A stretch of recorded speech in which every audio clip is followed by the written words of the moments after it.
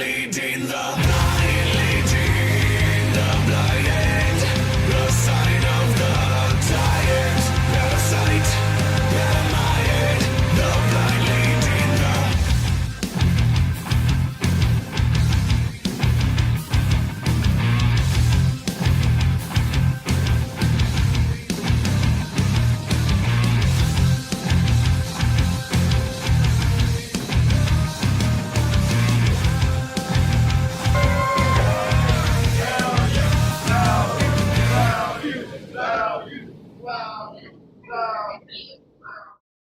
Oh, ladies and gentlemen, we are live. We are live right here on the Value of Wrestling right here on YouTube. It is I, the Big Tyme, along with El Uno Supremo, Mr. Z, in his house, rocking it out, getting ready to talk about Monday Night Raw on a Tuesday night. We know, but we watched it. We watched it twice, and we're going to give you our feedback, thoughts, and everything about it. Busy on Monday night, so we always got to come back on Tuesday nights and bring it to you. And, of course, ladies and gentlemen, in a couple hours from now, after this show is over, one of the hottest new repackaged programs in the IWC will be live on the air as the Rebound Podcast comes to you live for the first time as the Rebound Podcast, where Mr. El Uno Supremo, talks about everything Japanese wrestling from now on, not just covering New Japan, but it's going to cover everything from Noah to Stardom to Marvelous, maybe a little All Japan Wrestling, maybe a little Dragon's Gate in there every once in a while. We're only going to not talk about that one that's named after a finishing maneuver that Jake the Snake Roberts started.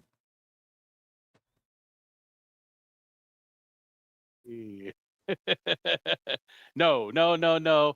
But if we do talk about it, you got to come at it with a little respect, or the Murder Grandpa might find you on a train somewhere. Well, only if he's on it, and only if it's his story. We're not going to talk about some of the other crazy stuff coming out of that company that we found on the Webbies. Anyways, ladies and gentlemen, you're here.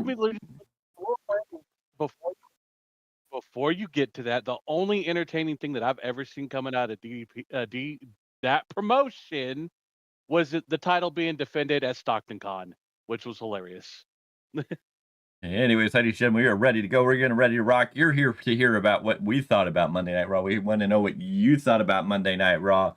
Jump in the chat. Let's have that discussion. Let's chitty chat about Monday Night Raw. We've heard a lot of people talk. Some of those people should show up in this chat and talk with us about it. Don't just hide in your corners and not grow a set and join us. Tell us how you really feel. Because there's a lot of heat and a lot of rumors. There was people who think Raw was good, people who say Raw was bad, people who are disappointed in the new era, the Netflix era. Just so much to intake and so much to talk about. But I'm going to have to say right off the bat, this Raw opened up tremendously.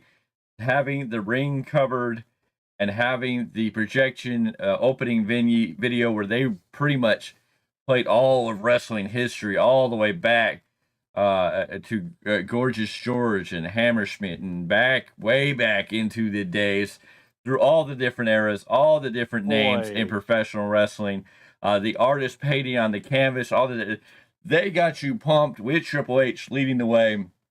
I don't know how you weren't pumped for the show going into it, because it was really something special when you got that vibe. And then that big sheet fell, Triple H standing in the middle of the ring, a brand new looking ring, a black mat with a bunch of logos in it. But hey, I don't get why people are upset about this. They told you a long time ago when they put that Prime logo in it that this is a new era and they were going to add more eventually. And we've been waiting for it. And the Netflix, the new ring, the new era was worth it. I can't believe Triple H stood in that ring with all those pyro going off like 10 feet in front of him. I mean, those rings are very big. We've stepped in a couple rings, and you know, on these shows and where you're looking at it from a fan point, they look big. You know, I think WWE's is 20 foot by 20 foot. So, I mean, you know, he was at least 10 foot away from that pyro. But, I mean, not all these rings. Once you're inside that square circle, once you step into a ring, and you know we've stepped into a ring, you've seen us do it when you got shot by Chima at SPW. And, of course, I think maybe SPW's ring is a little smaller than 20 by 20, but I may be wrong. I don't know. Maybe if somebody from SPW can tell me the size of that ring. I've never measured it, never really asked, but that's okay. That's beside the point. But again, him sitting in that ring like 10 feet from pyro going off in a boom, boom, boom, boom, boom, boom, boom, boom. It wasn't just some little fireworks. It wasn't some Goldberg sparkler, that he used to stand in. This was a lot of big pyro. But I mean, Triple H stood there, opened the show, and the appearance of the show was the best. You could tell we were in 4K. I mean, you got up close details of things. Some of it good, some of it bad. 4K for The Rock isn't the best thing. I mean, he looked old as last night. And a lot of other guys look good, but I mean, the picture quality on a Netflix show was clear, was crisp, was beautiful, was immaculate.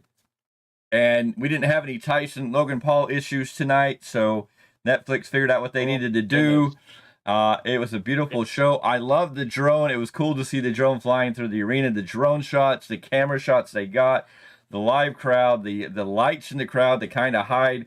I know people are probably coming out going, oh, it was empty. It was not that full. They tried to say, no, that place was sold out. But when you looked at some of those pictures, you couldn't tell because of the lights and the way they were angled, which made it look great. I was like, visually, I was pleased throughout. I mean, the camera work, the angles, the drone footage, they actually flying a drone in the middle of a wrestling show, the picture quality, everything about it felt good. The arena setup, the ring looked fine to me. I know a lot of people were tripping that they put a big Fortnite logo in the middle of the ring. They got Hulk Hogan's spear on one side. They've got Riyadh on the other side. They got Cricket in there. But this is all stuff they told you was coming. This is all stuff we knew was coming. So I don't get why everybody's upset that they flung to the corporate shills by covering the mat and logos. They told you this a while back when they first put Prime in it, that it was coming, and we've just been waiting for them to sell the rest of the ad space. Why do I care what's on the ring? Are you really paying attention to the ring? I mean, this isn't AEW. The match shouldn't be that boring that you're reading the logos in the center of the ring. I mean, they're there. It gives it a different aesthetic. Go ahead. Let me cut in for this one.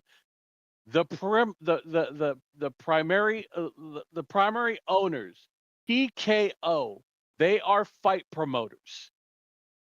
They do this for a living. Their job is to get sponsorship for a living for their other product. So yes, it was a good feel to that. It made a statement of who they are now.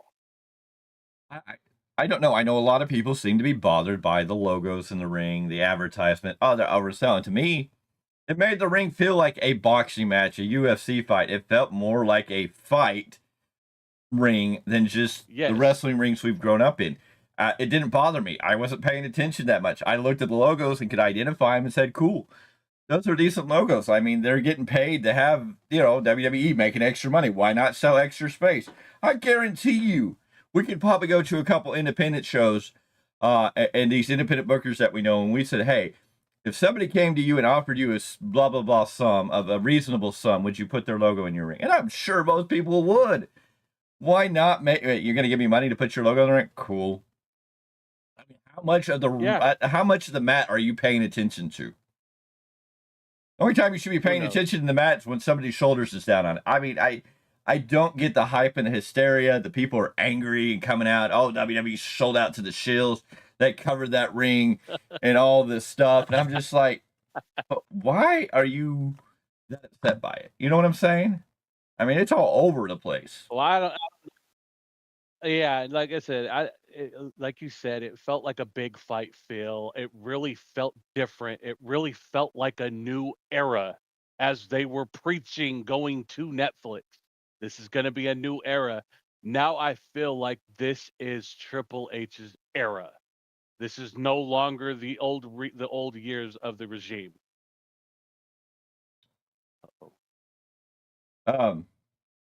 Yeah, I mean, I don't get what people are so upset about. I thought it looked fine. It looked good. And the show overall was appeasing. The aesthetics were appeasing, and beautiful. Yes.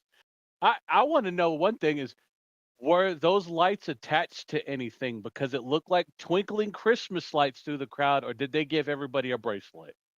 That's No, all I want to those know. were some type of Because if they're lights. gonna do, Those were some type of lights or something that was put in there. I don't know how they did it. It'll be interesting to see what goes on from here. If it's going to be like that every week, or if they just did it for this big show, they hit it out of the park on that aspect. oh yeah, course, after Triple H was done inviting us to the Netflix era, out came The Rock. Now, a lot of people are upset that we went right from Triple H to The Rock. We didn't get any wrestling. It was just another person coming out and talking. The Rock came out, and people are saying he's Shield for everybody. He introduced all these big name people, and then he played it up to Cody Rhodes. They made peace. The Rock telling Cody to make sure Mama Rhodes says The Rock says hello. He put over Tribal Combat, yada, yada, yada. And he left the ring. People were upset that he was nice to Cody. And people don't understand any of that. The Rock came out and did his thing. He popped the crowd. He let you know who was there. It was about business. It was about introducing people that are a part of this, that wanted to get the attention that was needed. It was to put this over. This was going to be a show where you weren't going to get a lot of wrestling because you had so many big matches. For one, you really weren't going to get much more than the big matches because anything else would have become subpar, not because of who was wrestling in these matches. I mean, you could have plenty of people come out there and wrestle, but everybody was going to be more interested in the 4 big matches that were really set up for the show. And anything else would have kind of getting lost in the shuffle. And so a lot of the filler tonight or last night was to make this show feel big. And the big thing is, you got to remember, this is not just a U.S. audience. They were grabbing a worldwide audience. And so they're trying to bring everybody, and everybody was watching. This will probably be the highest rated ever watched Monday Night Raw, because of all of this. And they know that, and they've got to grab the attention. They got to put out big names. They got to put all these people over. They got to show that all these Hollywood celebs were in L.A. It was a pay-per-view for TV, and they needed it to feel big, and they needed to put all these celebs to connect with all these new people that are watching, because overseas people haven't necessarily been able to watch live. That's the difference. This show was live around the world at 5 p.m. Eastern or 5 p.m. Pacific time. This show went live. Yes. And it was live for the whole world to watch. Well, yeah, that too. And I mean, it's great that they did that. They put over their executives, which is great. They put over the celebrities that were there, which is great. And and I love the picture of Macaulay Culkin. They showed him when he was younger in his youth at a WWE show. That was great. Putting over the wrestlers that were there in attendance. You had your number 1 contenders for the women's intercontinental title. Yeah, that match, people were like, oh, why wasn't this match on there? Let me tell you this, they had big money fights on this one. It would have took a lot of shine off of that. Those women deserve a spotlight. Yes. No, it was a great night and all that stuff. You have to accept it for what it was. You knew going into this. If you didn't know going into this, I don't know what to tell you. But we started the night with the Tribal Warfare match. A lot of people upset, like, why did we start with this match? Why couldn't this match been later or at the end? The main event of the night was going to be Seth Rollins versus CM Punk. That was the big feud for the night. That was the match that was going to go on last. Everybody should have known that. And you have to open with a hot match. Why not open? Your 2 big matches for the show are going to be CM Punk versus Seth Rollins and Roman Reigns versus Solo Sikoa in Tribal Warfare for the Uafala. You knew that these were going to be the anchor pillars. You were going to open with one, and that was going to set the tone for the show. And that's what Reigns and Solo Sikoa were meant to do, was to go set the tone. And again, why wouldn't you want to be Roman Reigns and Solo Sikoa in Tribal Warfare to open the first ever Monday Night Raw on Netflix, on a streaming platform, on the beginning of a new era? They get to stand in the same place when Monday Night Raw started all those years ago on the USA Network out of New York in that little hall when Yokozuna took on Coco Beware to open that show. And now you have Roman Reigns taking on Solo Sikoa. If you don't get the bloodline connection there, I don't know what to tell you, but it makes smart business to me, because you can make a connection to the past, but you're also letting these guys set the standard for what this show is going to be. I mean, there's only 2 places to be on this show, really, the end or the beginning. And if you're getting the beginning, you're the one that's setting the bar for what the future is going to hold. New era, you got to open with one of your biggest matches. The biggest one of the biggest matches, and it delivered. It delivered. I didn't see nothing wrong with that. Well, so we had Roman Reigns versus Solo Sikoa in Tribal Warfare. This match was, to me, decent. I mean, Roman and Solo did okay in there. things started falling apart when JPW and Tama Tonga came out there. Sami Zayn and Jimmy Uso, somebody put Jay Uso in the notes, it was Jimmy, came out to make the save. Eventually, Kevin Owens comes out of nowhere to stun Roman Reigns to help Solo Sikoa win when Solo Sikoa was helping Roman take out Kevin Owens, and Kevin Owens is mad at Cody for team. And it's like, but I guess he hates Reigns more. This then led to Roman kicking. Roman took a stunner and I believe a spike to the throat for Roman to kick out. Kevin Owens was setting up for a spike, the package power driver. This brought out Cody Rhodes, who came out and took care of Owens. Reigns then hits a spear on Solo. This match went 23 minutes, 27 seconds. The match length was good. The match was decent. I don't know if they hit the standards. I think Solo and Roman were good, but I think there could have been a little more. You have to be real careful protecting JPW in all of this and not make him look dumb. Refs got taken out in this, yes. But it did kind of just end, and now we're kind of left with, well, now what? Now Roman is the one true tribal chief.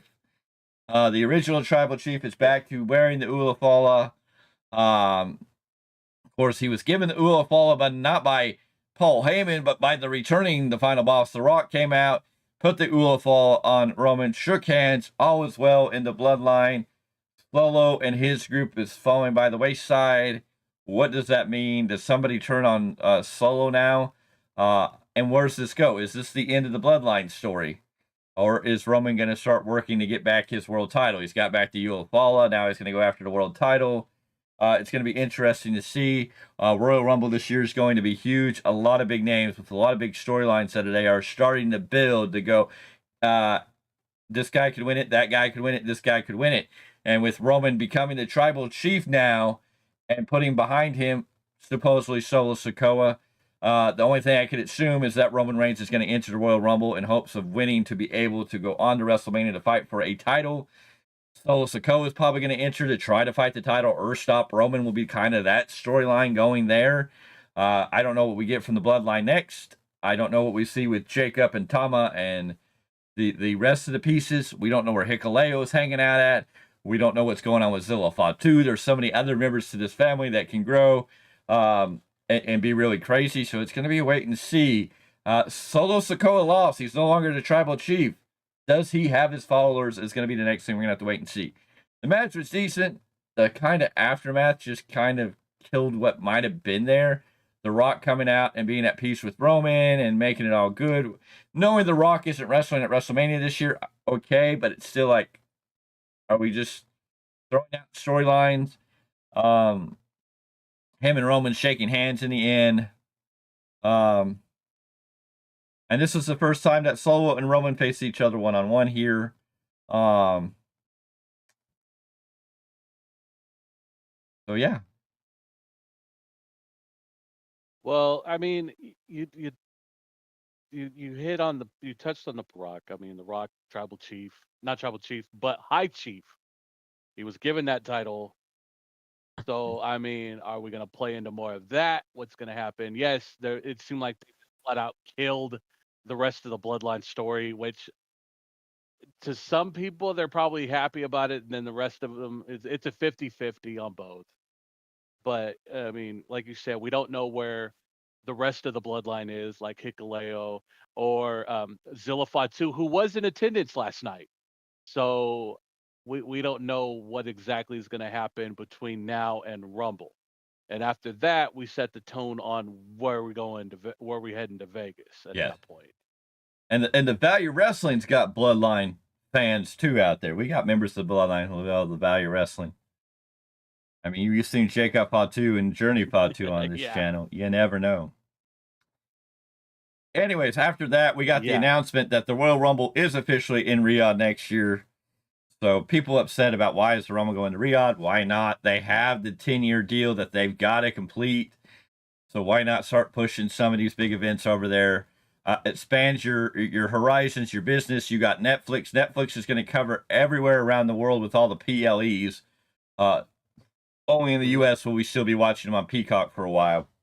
But I mean, I won't be surprised if we don't start seeing more Raws overseas because Mhm. it's just the way it's going to work out. I mean, now that it's truly on a global spectrum and people can all watch it at the same time, they're going to definitely be probably Mhm. seeing some more Raws overseas in the future.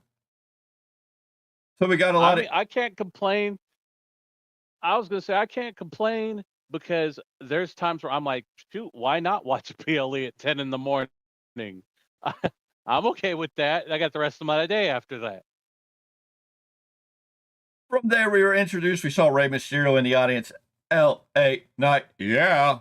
The War Raiders all in the crowd with the various stars before the music hit, and out came John Cena. Cena's here. He's hyped. He thanks the fans of Monday Night Raw. This is the last time he's going to stand in LA in the ring in jorts. Cena's ready to start his farewell tour. He lists off Cody Rhodes, CM Punk, Roman Reigns, all types of names. And then he talks about his 17th world title reign, says he doesn't see it happening with a 2,400 day losing streak.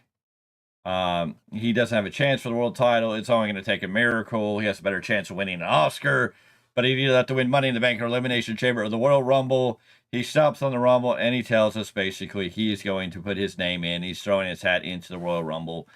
And from there, now you have Roman Reigns is probably going to be in the Rumble. Cena's probably going to be in the Rumble. Yeah, and a whole plethora. I mean, there's so many people that you're going to look at and go, they all can win the Rumble. It's going to be nice this year with a lot of contenders to possibly win it, with even some outside dark horses that could probably win it. A lot of people are probably going to hedge their bets that if John Cena is going in the Rumble, that he's going to win. And I can't tell you that's true. I'm still going to lean that it's going to be CM Punk. They're telling a story with CM Punk, and CM Punk needs it a little more than John Cena needs it. John Cena could still get there in many ways. And if John Cena is going to win a world title again, which I don't know if they need to, I don't know if he needs to. And he's only got a year. So you have to be real careful. If you're going to give this title to Cena for him to lose it, you've got to make sure he's not taking something away from the person he's beating for it. And make sure you have somebody set up for him to give it to.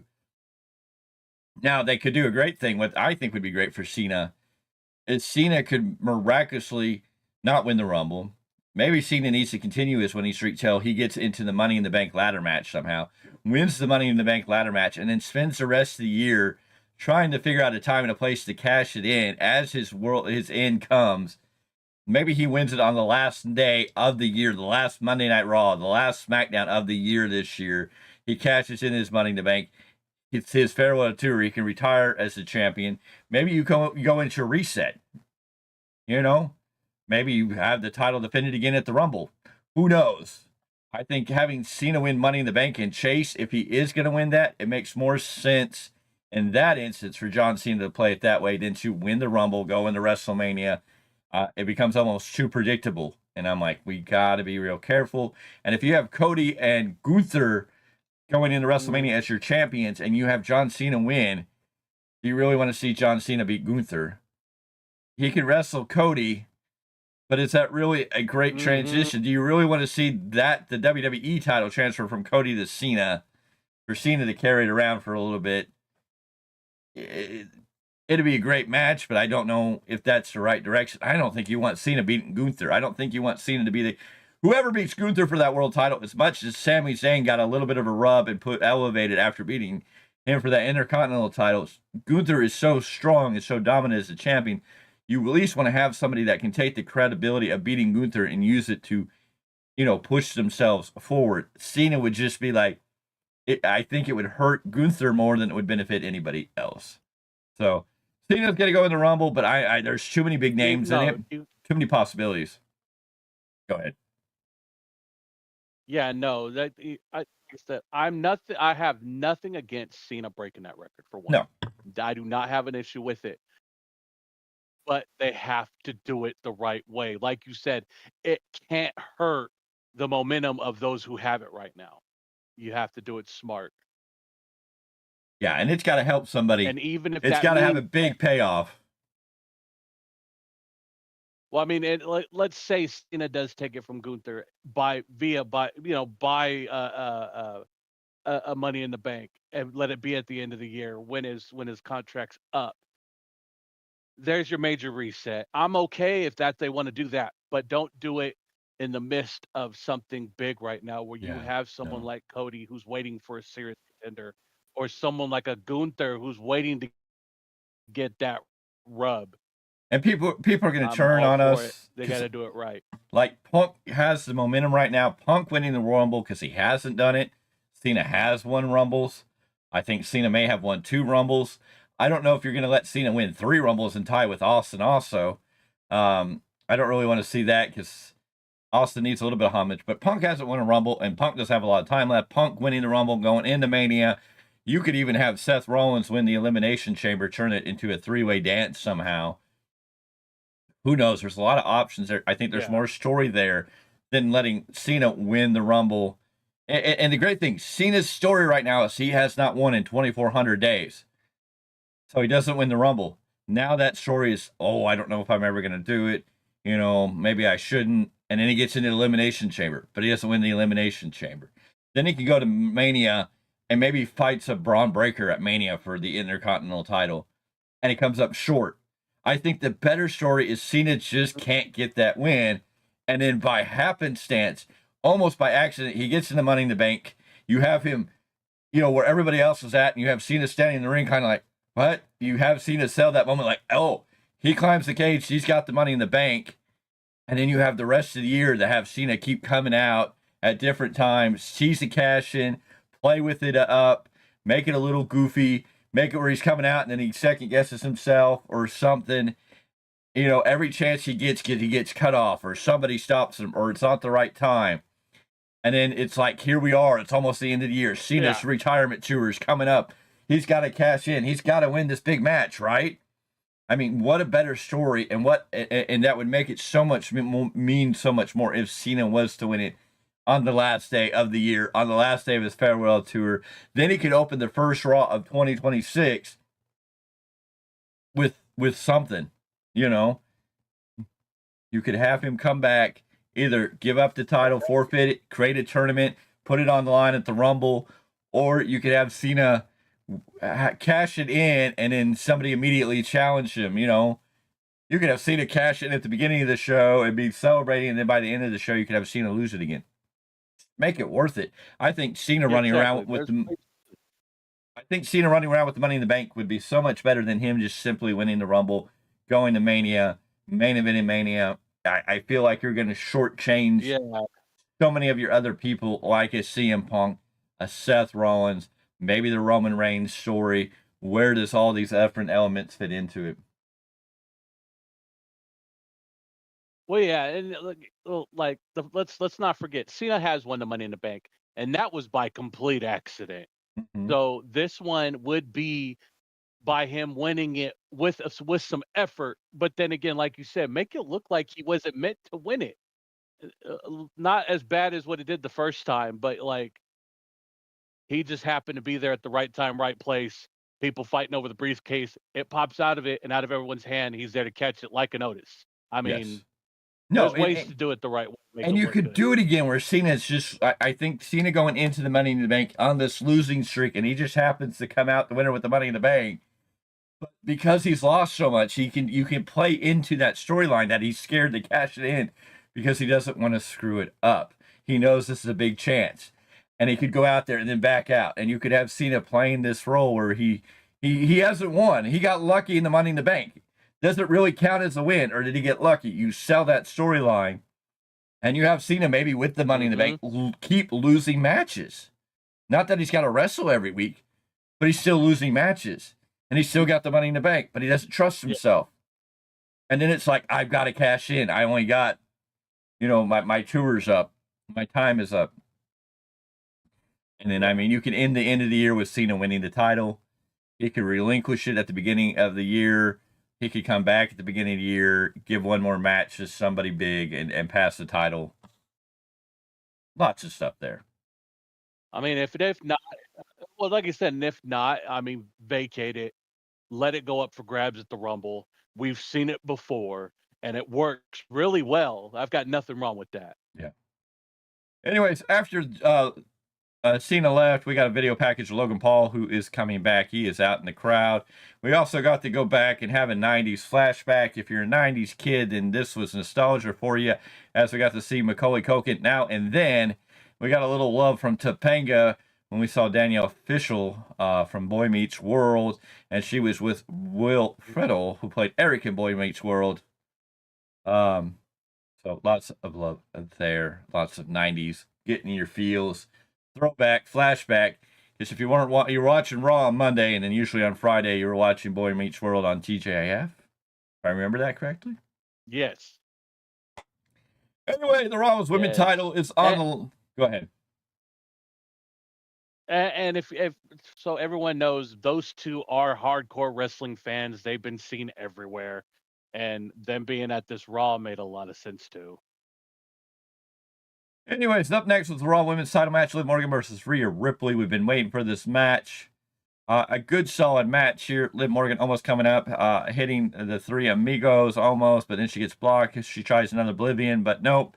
Riptide, Morgan is finished. Rhea Ripley gets the win at 11 minutes, 29 seconds. Rhea Ripley starts off 2025 once again as your WWE Women's World Champion.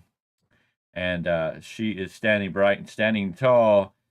After the match, Dominic gets in the ring to try to hug Ripley and make peace. He gets a low kick and then gets a Riptide for his effort. He's left in the ring. Rhea Ripley goes to leave when the dong, I am American Badass, hits the sound system, and out comes the Undertaker riding on a motorcycle. He rides around the ring. They both stand at the top of the ramp with the fists in the air, looking back over their shoulder. Rhea Ripley was very caught off guard. She goes, I wasn't expecting that. But a great moment, a fun moment here to get the Undertaker out there briefly, to give the nostalgia feel. You got the Undertaker on the very first episode of Monday Night Raw all the way back in the day. And you got him on the very first episode of the new era on Netflix. If you wanted to know why the Undertaker was there, it was simply to pay homage. If you're not paying attention, if you don't know, they deliberately, WWE put up on YouTube the very first Monday Night Raw before this show came on like a week ago. They were telling you what they were going to do, and the reason they had people there tonight, like The Undertaker, like the opening of Roman Reigns and Solo Sikoa, was they're playing a throwback, a nod to the very first Monday Night Raw, and now Undertaker lives in history. Oh yes, and this was great. I mean, first off, mommy wins. Mommy's on top again, which I know my brother is super juiced about that. Giving Dirty Dom the dirty kick down under was hilarious, and giving him a Riptide. I gotta admit, him taking bumps like that cracked me up, and the fans love it. Yeah. Him always getting the wrong end of the stick is great. I'm wondering what's going to happen to Judgment Day now that they're starting to really lose pieces to their puzzle. Now, what came next was the final video that says that Penta is coming to WWE. We actually got Penta's name in the mask. And I know a lot of people are heated saying that Penta was supposed to debut tonight. And my question to you is, why would you debut him? If you were a booker, and if there's anybody that's a booker that's listening, let me ask you this question. Why would you book Penta on this show to debut? Because it would just be bad. And again, they already had this new video package ready to show. Why would he be debuting on a show where they're doing the video package? It doesn't make sense. Everybody wanted it, but it didn't necessarily make any sense to debut him tonight, other than the fact it's the first show, the new era. It was a hot show, but again, where would Penta's debut have fallen with all the other things that were going on? It would have gotten hidden in the aftermath of a lot of these big matches, of a lot of these big moments. A lot of people saying that Hulk Hogan showed up and they put Hogan in the place where Penta was going. No, that's just people wanting to make news, to be newsworthy. It was not the right time to debut Penta. They had another promo to tell you it is Penta. And I know a lot of people are upset that they did this and then they rushed to a match next week to give Penta something. And I'm telling you that Penta debuting in San Jose next Monday is going to be bigger than Penta debuting in LA. It's just a fact. Yes. So, I mean, you Much could be more mad, hotter. but I think tomorrow that's where you start off. This Raw was, or the next Monday, this Raw was a very deliberate Raw to be the thing. Your next Raw is really going to start being the standard bearer of what we should expect coming forward. This was going to be big, over the top extravaganza. It was going to be a circus show. It was going to be all the pomp and circumstances. Rest in peace, Randy Savage. But it was going to be all the pomp and circumstances that you Yes. needed for this show. And I'm telling you, if you would have debuted Penta, it wouldn't have been the shine that he needed in WWE, because coming from AEW, the way he is right now, Penta needs to come over to WWE and look like $1 million, and he needs that big spotlight. And next week, he's going to have that big time to shine, because he's going to be the big figure. They're going to give him that beautiful debut. They're going to do something special. I think waiting is better than doing it here where it's going to get lost, because Penta's got to feel like a major player in the WWE, a major player in the Luchador agreement. And he's going up against Chad Gable, who's a great standard bearer, makes a lot of sense. It's going to be fun to see, and it's going to happen. And so, I mean, I don't know why everybody's so angry. Oh, they didn't debut Penta. Would it have benefited Penta? Would it have been the right time to debut Penta tonight? I'm telling you, in San Jose, he's going to get a bigger pop than he might have gotten in LA with that LA crowd. Well, yeah, not just that. I mean, you're talking the Bay Area, you're talking San Jose, you're talking where a lot of like you've said it before, off air. New Japan really Mhm. likes to hit home there every year, and that's the crowd that's gonna be in the Bay Area. People that want to see Penta. You're gonna get a George Kittle front row watching that match, who is a huge fan and friend of Penta. So you're going to get a lot of these hardcore Penta fans Yes. that are going to show up for him in San Jose. It's going to be a solid night in San He Jose. will get that big bright spotlight. And this Yes. gives you a reason, because if you couldn't make it that way for the big historical first episode, well, now you can go for the debut of Penta in San Jose, California. So it gives you a reason. Yeah. Don't be mad. Let the system work. It would have been the wrong time for Penta to debut on Monday.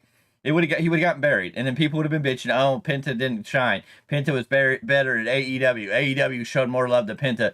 Triple H is already trying to squash Penta. No. But Triple H is racist because he's just going to bury Penta because he debuted on the show. Can't win them all. Can't win it all most of the time. But the fact of the matter, I think this was a smart move.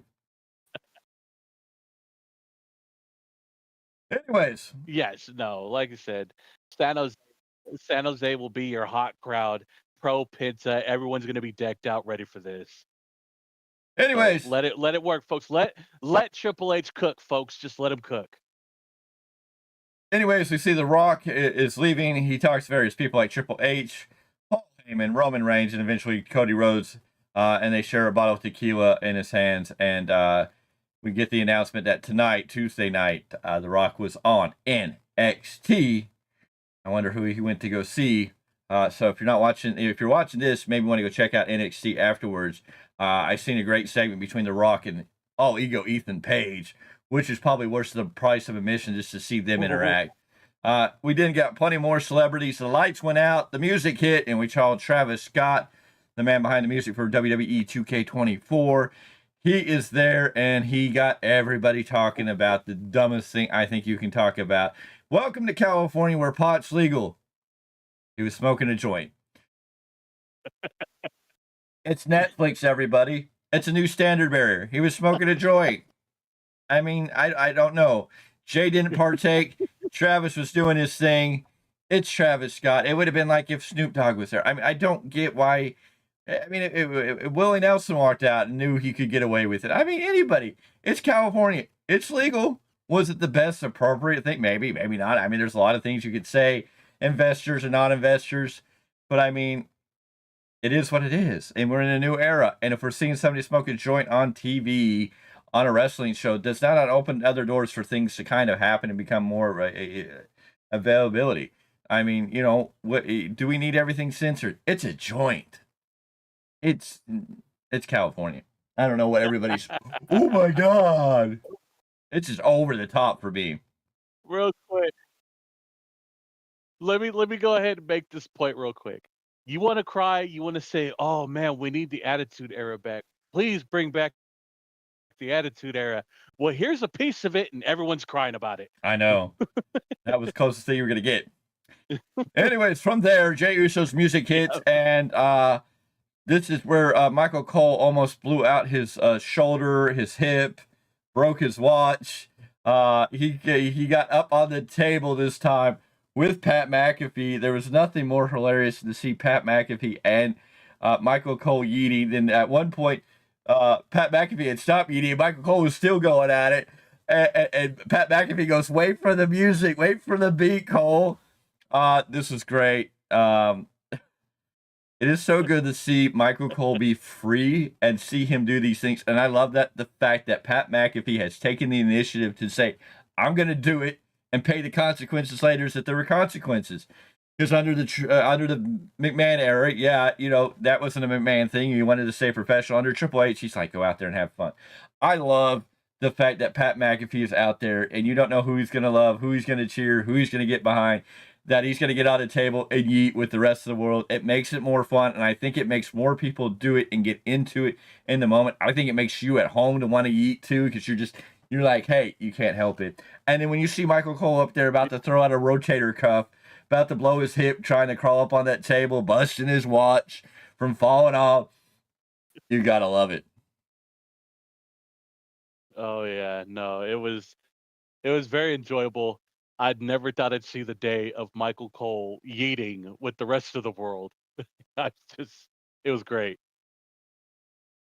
Yes. Now the match. The match was a decent match. In the end, McIntyre goes for a Claymore. He loads it up, but it's reversed into a crucifix for a pin at 10 minutes, 22 seconds. Jey Uso beating McIntyre in a shocker. I don't know what to say here.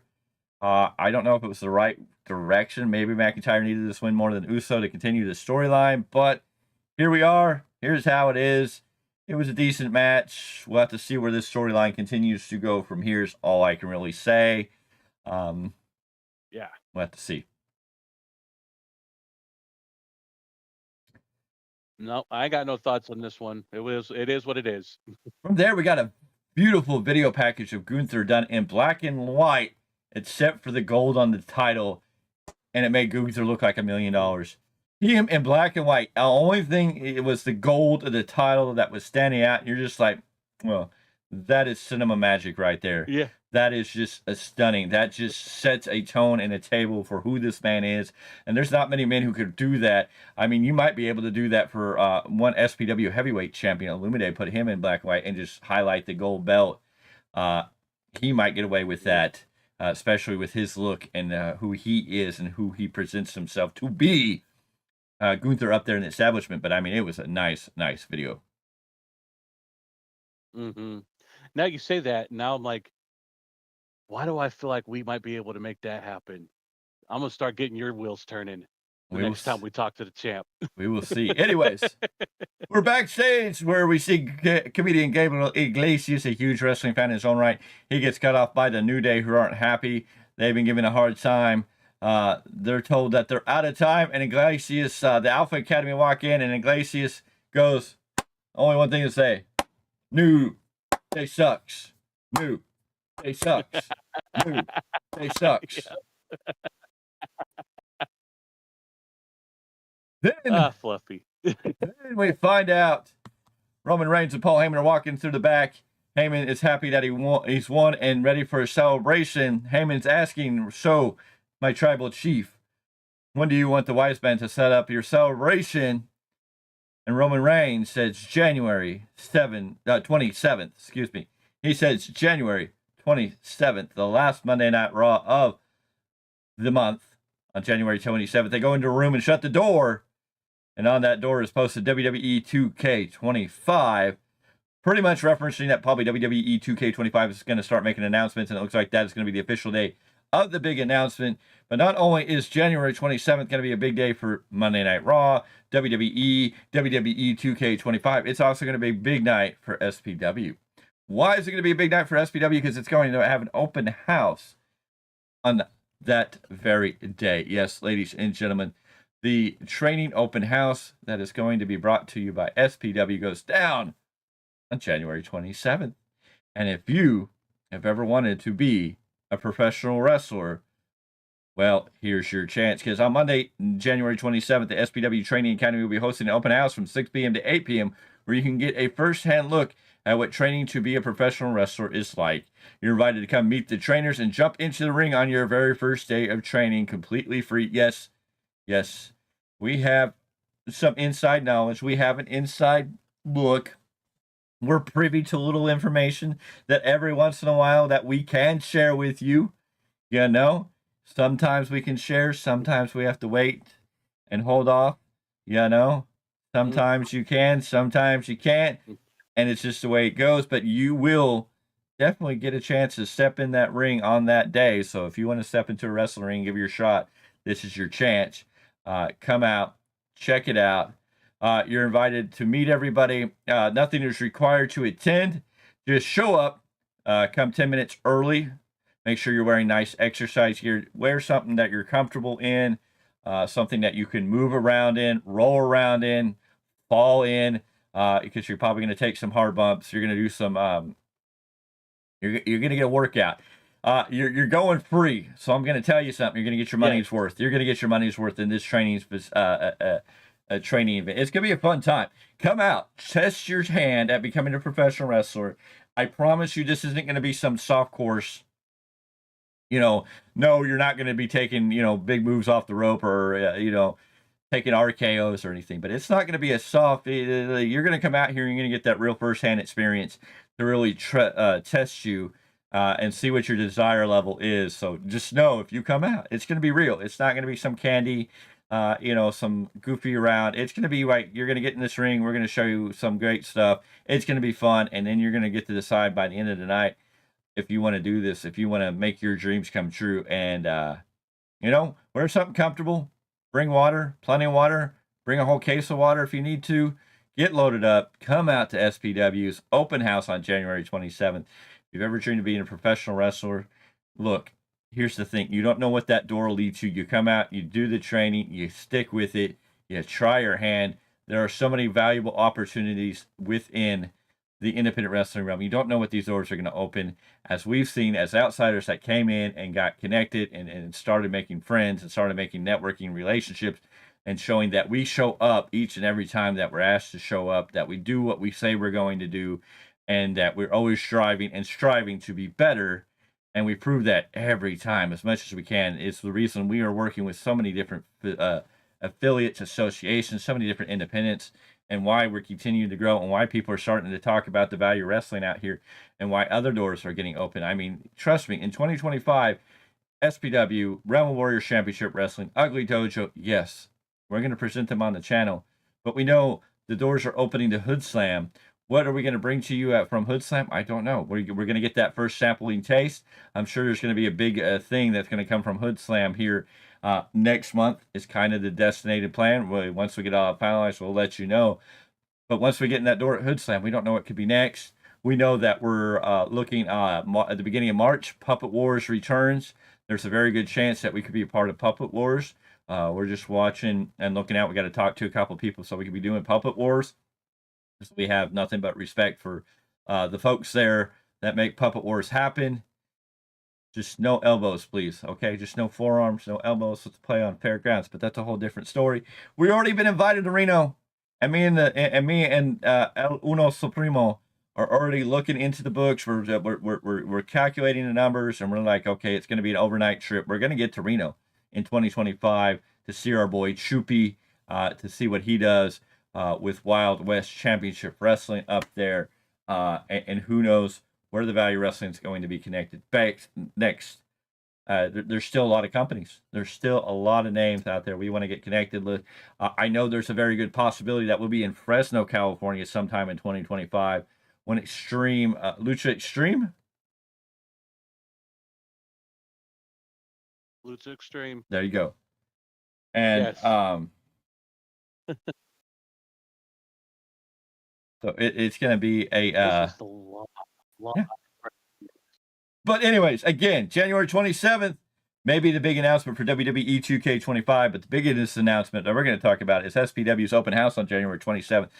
And the great thing about that is you can come out, train to become a wrestler, and then you can go home and watch Raw because it's on Netflix and it's available immediately after it's over, so you can watch it at your own pace, and you can fast forward through commercials when you watch it later. So even if you're paying for the Netflix with commercials, you can fast forward through your commercials. But now I probably put that out there. What commercials? I didn't have any today. Well, if you pay the extra premium to have no ads, that's one thing. But if you have the basic with ads. No.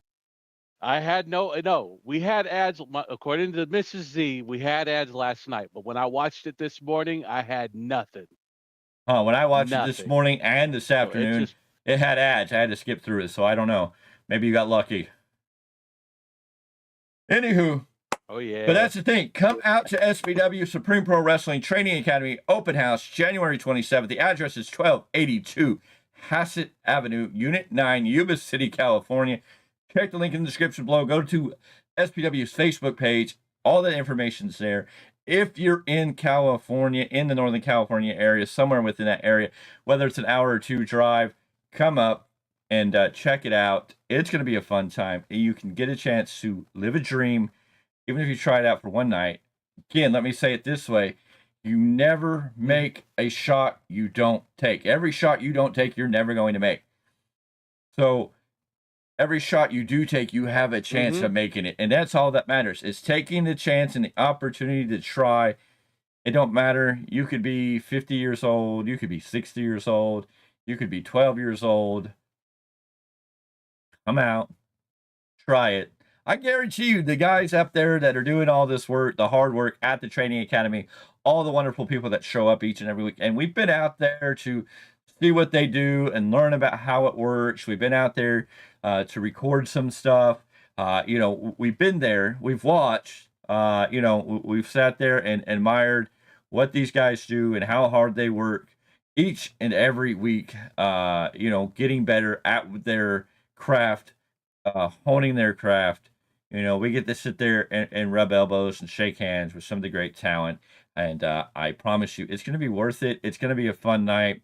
It's going to be a blast. You'll get a solid workout. You're going to go home definitely ready for a nice sleep.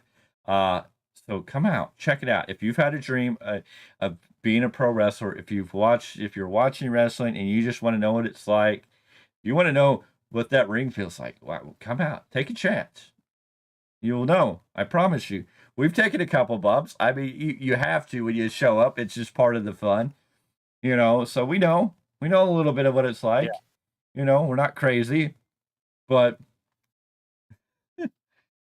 we're not crazy. But I mean, come out, try it out, have fun. If anything, folks, come out, try out. I mean, and if you're in between, have a conversation with us. We'll be there too. Yes. Hanging out. And it's a free night. So in love. It's a free night. It's a free night of training.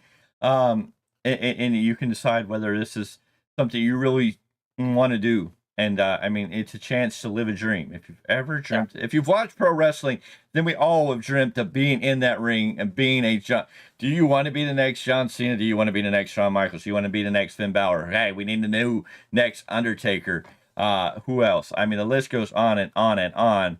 If you want to be a part of this, I know everybody's watched it. If you've watched wrestling at any point in time, for a significant bounce of the time, I would say about 90% of people who watch wrestling at some point in time have wanted to go, I want to do that, or I could do that. Hell, if you think wrestling's fake, I dare you to come out. Do it. If you say it's fake, all right, it's fake, it's not real, come out, experience training, and then we'll talk about what might be fake and what might not be fake when it comes to professional wrestling. I can tell you enough that what your perception might be and what reality is not the same. All right? I mean, I'm not crazy, but you want to come out and check this out. I must be crazy because I keep getting chopped and these men keep getting bigger and bigger.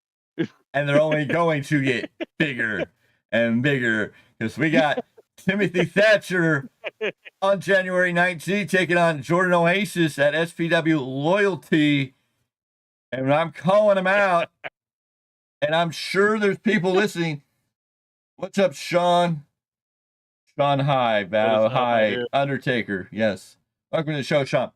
I am shouting out to anybody paying attention. We need Timothy Thatcher. I think we already know that. That's probably going to be a yes. Yes. A yes. So that's one.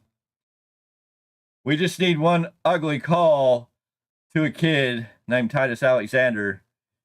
There's two. He's in Japan. He's in Japan. Leave him there. Leave him there.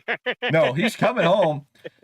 Maybe that's what happens to you on April 27th when it's a one supreme chop. But of course, if we're going to have one supreme night and it's going to be one supreme chop, then it might need to be a little more than the normal chop. We might have to turn it up a little higher on the biggest night in SPW history when they celebrate their 25th anniversary on one supreme night. It may not just be one chop. It may have to be the standard bearer chops. It may have to be 3 chops, just the chop you're going to get on February 7th, I believe, when we go to Hood Slam, and you have to get chopped by Rick Scott Stoner and Scott Rick Stoner in stereo. But you did that one to yourself. You went out and called them out, and they came back and said, come get what you asked for.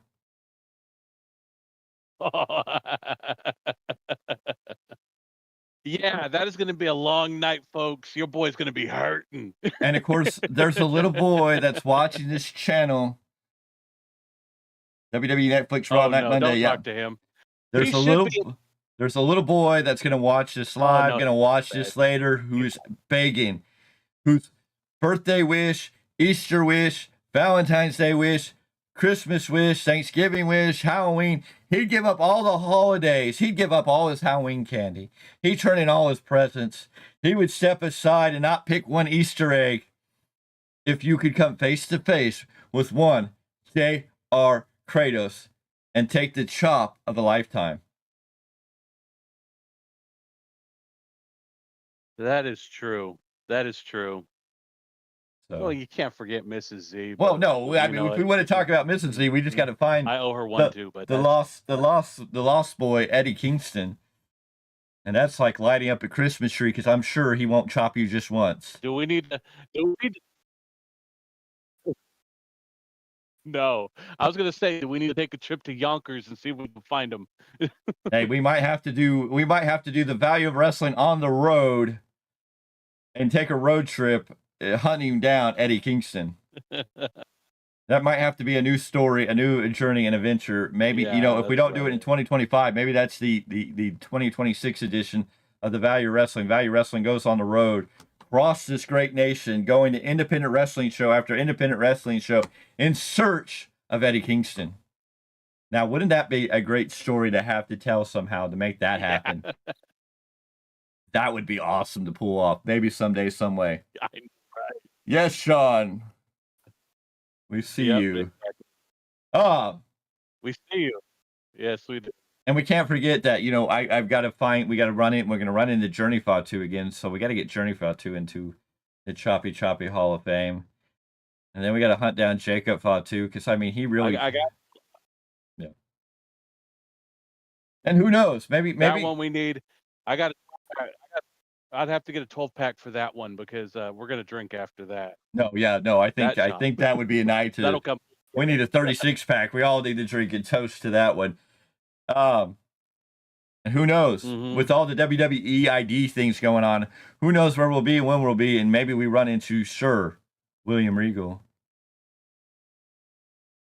Oh yeah, so that would be very humbling. Anyways, ladies and gentlemen, we're here. The Value of Wrestling. Thank you, Sean, for all the love. Anyways, back to the Monday Night Raw. Hulk Hogan showed up with Jimmy Hart, and he got booed out of the building. And people love, people hate. It was 50-50. Hogan was there.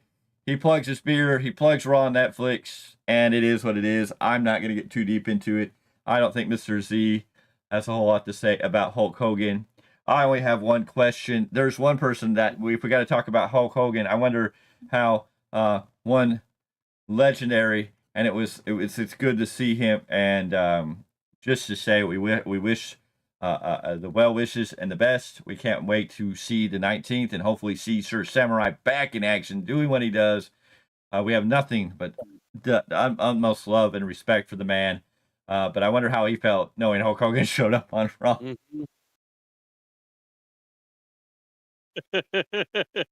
I know we got to do that, but you know what? If you like I said, I won't go there. And honestly, I'm a stone cold beer man myself, so I mean, I'm just gonna say that. Leave it at that. Maybe that's what we need to do. We need to pick up a case of the Hulk Hogan beer. We can take a can to Sir Samurai and be like, here. No, that'll get kicked out of the building for good. He'll be like, no.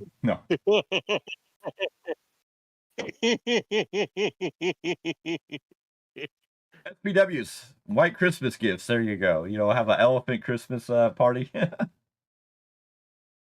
Anywho, good stuff. Anyways, Yep, there we go. Raw ended on the high note. CM Punk,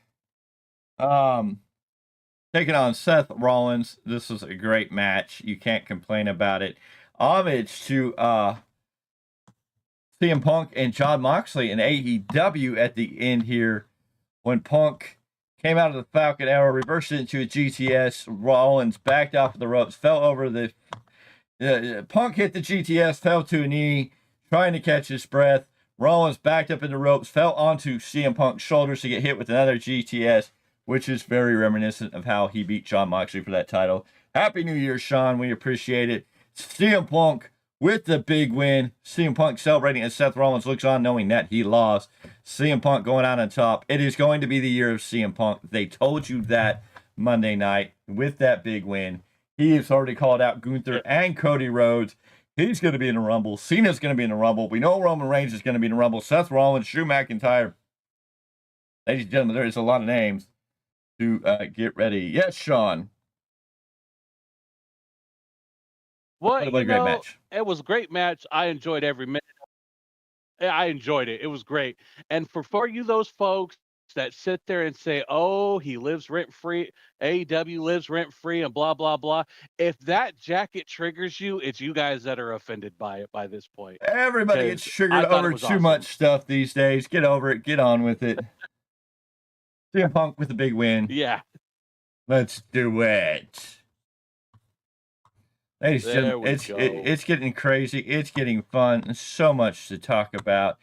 Tomorrow, it's happening. It's already set. It's going to go live. When it goes live, it'll be there. The Rebound Podcast, not the New Japan Pro Wrestling Rebound Podcast. It is just the Rebound Podcast where Mr. Z, El Nuno Supremo, talks about everything in Japanese wrestling. He is definitely going to cover all the deets, all the fun that was Wrestle Kingdom 19, and the show afterwards they call Wrestle Dynasty. Well, you said it was Hey, and a little sprinkle of Noah because Noah had some high points that I had to talk about too. So, folks, And- you're going to get a little bit of everything tomorrow night. and there you go, ladies and gentlemen.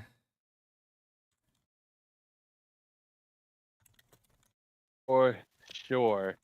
I mean, I'm over here looking at my calendar. I got one right here, but I got the whiteboard right here. So y'all know what is coming in the future for Value Wrestling. That's for sure. Yes, ladies and gentlemen, it's going to be a hot If time. you see it, Arcade for the- No, we can't see it. That's fine, but it's written for me. So my Yes. my happy self sees it every day. Yes, but no. It's going to get bigger. It's going to get better. 2025 is going to be a great year for this Value Wrestling. So make sure you like, comment, and subscribe. Join the Value Wrestling Army. Join them.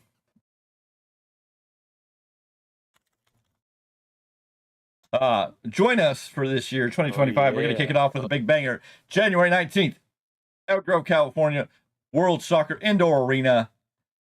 SPW Loyalty is going to set the standard, Barry. We're already going to tell you WWID match Jordan Oasis under the WWI taking on Timothy Thatcher. If you're not paying attention, WWE ID is going to start putting those matches up on Twitter under the WWE ID handle. So you're going to get to see some of those matches. We can't wait to hopefully maybe some way be a part of some association in that. It's going to be awesome. It's going to be incredible. 2025 is the year. We already know there's already going to be another Ugly Dojo Matinee Mayhem coming up on January 25th. Hood Slam February 7th. Royal Rumble February 1st. Stocktoncon, which we're still waiting to hear back from somebody about our media passes, but we will be there for February 15th. It'll be a one-day only event for us because we have to get up and get ready for what will be SPW's February show on February 16th. We know that Collectible Stampede, we're still in talks with them for their next major event. Can't wait to see when that's going to happen. And SPW, we heard they're going to have 20. They have 20 shows, I believe. They are looking to go to 30 shows this year. It's going to be interesting. It's going to be fun.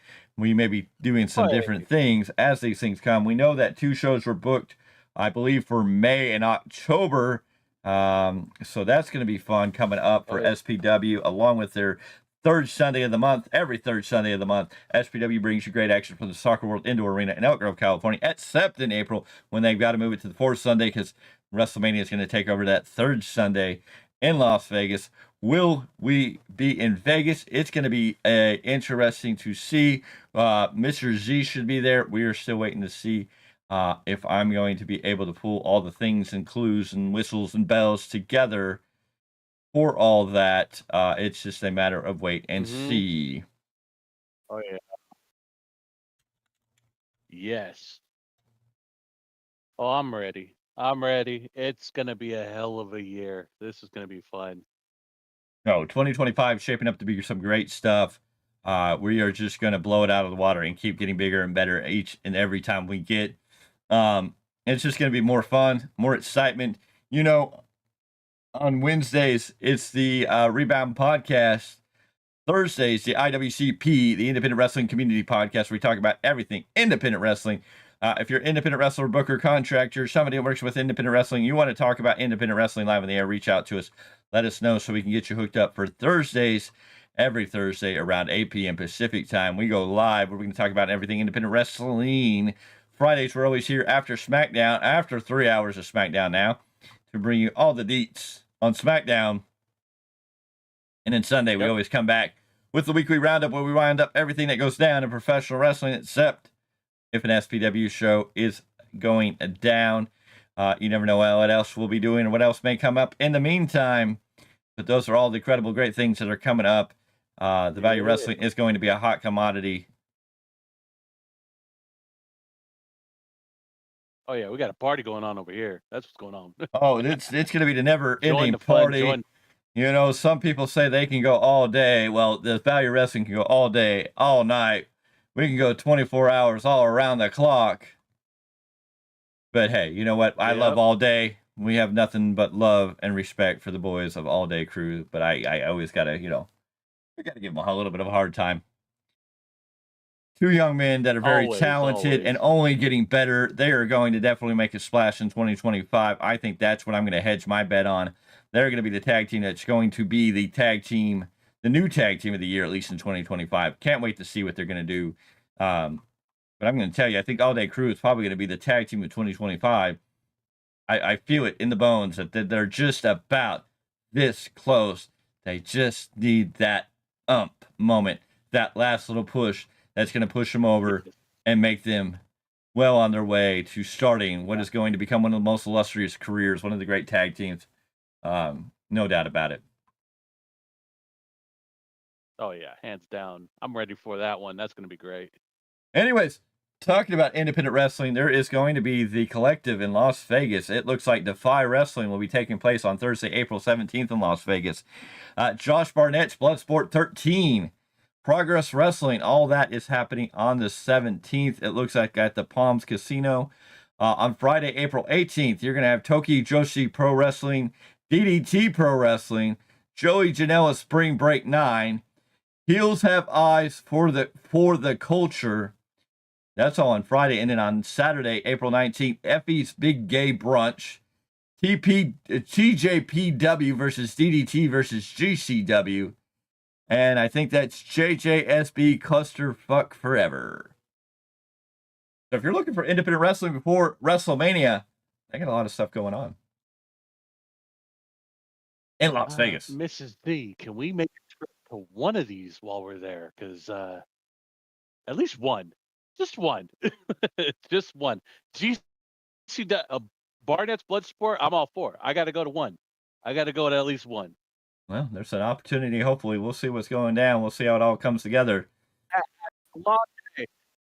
If you're not there, there's no chance of me getting chopped by Josh Barnett. Okay, if I go there by myself, I'll be. Hey, you know what? That's okay, because if I'm not there, I'm sure I will have people there to make sure that can happen. Where's Marty? Hey, I think I can put in a phone call. I think I know a couple names that might know a couple people. I have connections, you know, Hey. whether it might be an ugly connection, whether it might be the other connections.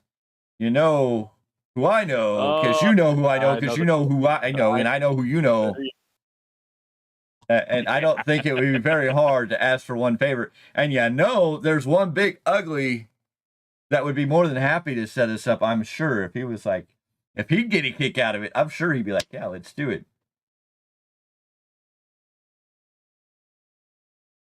Doesn't get a kick out of watching me get chopped, honestly.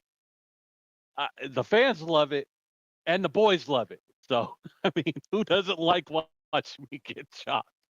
Anyways, ladies and gentlemen. Oh, we still got to get Sean Spears. Yeah, Sean Spears on that one. Yeah, I can't forget about Sean Spears. Yeah, I got a certain daughter that would love that one. Yeah. Uh-oh, I forgot. See, right now we can wait on that. January 19th, SPW Loyalty. But you know what's going down on January 18th that we keep forgetting to talk about? Mario's Toys. Uh-oh. Marsha Slamovich. Jordan Grace. Oh, yeah. And Jonathan Grisham. Oh, yeah. At Mario's Choice in Roseville, California. I got a connection on that. Maybe we could get a Jonathan Grisham chop. Oh, man. That, for me, would mean so much at some point because I am a huge fan still of that man. Jonathan Grisham was something special. It's something special, and I'd just like to be in just the aura of that man is special. Yeah, regardless of what anybody else says, that is a special talent that needs to be showcased better. Ladies and gentlemen, it's been fun. Raw was decent overall. I love the new visual looks. I love the camera work, the drone flying through the crowd. I love all of it. It's fun stuff. Can't wait to see what they do on the next one. If you hated it, I'm sorry about your damn luck. If you loved it, congrats. If you feel differently than us, drop it in the comments below. We can agree to disagree and still get along and still do what we do and still be just too sweet. So with that, we're out of here. Got it. And we will always be the Value Wrestling because this is for life. See ya, folks.